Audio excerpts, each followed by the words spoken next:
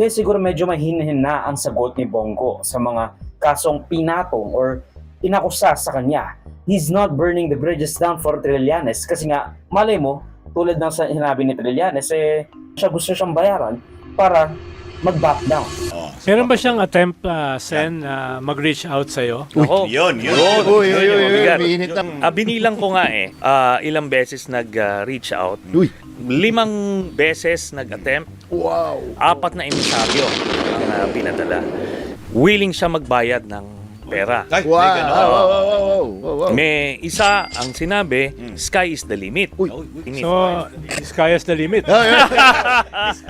Many times Ilang over. figures? 10 figures eh. Grabe. Ang sagot ni Senator Bongo na pinaglalapat ni Trillanes, rehash na raw yan. He's barking on the wrong tree. Pareho lang raw yung damit kasi pareho lang din daw yung kaso na na-dismiss na last year lang. To Trillanes, you are barking at the wrong tree.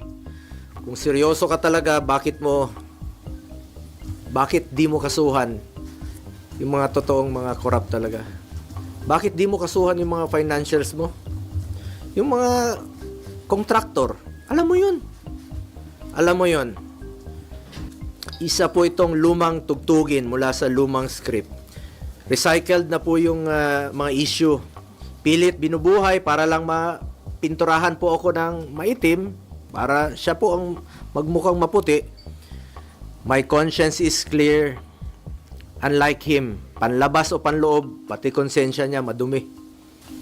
Yung suot niya, ngayong araw na ito, July 2024, last year po ito. Yung suot niyang polo, pareho pa rin ng kulay ng suot niya ngayon. Rehash pa rin, pati polo niya, rehash pa rin. Ginamit muli. Yun pa rin ang ginamit niyang paninira sa akin. Para siya ang pumuti. Nagpolo na nga siya ng puti para pumuti kunwari. Pero yung kanyang hangarin ay